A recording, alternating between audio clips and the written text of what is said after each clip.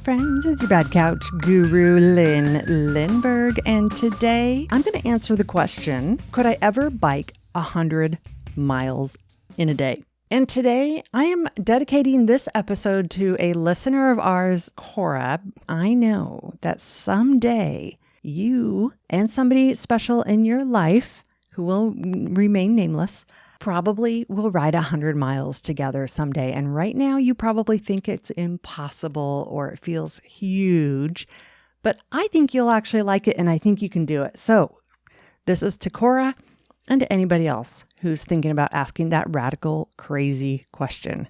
My story is I've liked riding bikes. I love riding bikes. And I thought, could I ride a 100-mile bike ride? And actually, my goal was a 200-mile bike ride because there is the Seattle to Portland 200-mile bike ride, 100 miles each day. And back when I thought there was no way I could do this, that if you did the Seattle to Portland 200-mile ride, you would have to be this macho, elite, awesome, sweaty athlete. And I didn't see myself that way. But I ended up in this social circle where I had some friends who were doing this Seattle to Portland ride, and they needed somebody who did what you call sag wagon, or ride sag, they call it. And what that means is you have in your car any support stuff or extra snacks or things that the bikers might need along the way for their ride. And so I did that. And I also did all their camping gear for the night because this was 2 days, 200 miles. So when I did that, I spent a lot of time at the different rest stops where they gave food and water to the bikers, or the cyclists, they like to call themselves. And I started looking around and I realized every single size, shape, age, you had really old people, you had people, missing a leg, missing an arm, missing a tire. Yeah, there was a unicyclist there. All kinds of people, skinny people, fat people. And I began to realize that except for the real elite athletes at the very front, the vast majority of thousands of people that do a ride like this, they are just normal looking people like you and me. And it really inspired me. And so I started training. And in a nutshell, the way you get to ride 200 miles or 100 miles, is you just go out on a bike ride and you just do a long ride and see how long it is.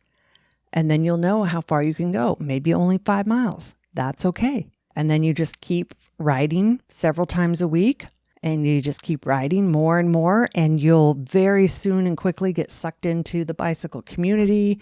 You'll start finding different training plans for these 100-mile rides.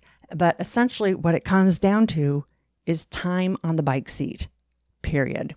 And then there's a whole bunch of other junk, but pretty much time on the bike seat, because a 100-mile ride, you're riding at a pace where you're thinking to yourself, I could ride this way forever. That's how you feel the whole time you're riding, that kind of an easy pace. And that's what makes the 100-mile ride so much more doable for a lot of people.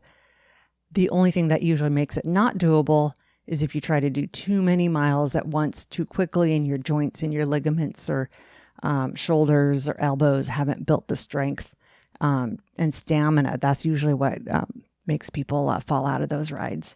So yes, Cora, and anybody who likes riding a bike, check out bike rides. There's a lot of fun ones out there. Start riding, get a good helmet, and I hope to hear about your first 100-mile bike ride. Bye-bye now. Exercise should not be dreadful, but getting off the couch, we know, is the hardest exercise of all. Did you know that Couch to Active has an app?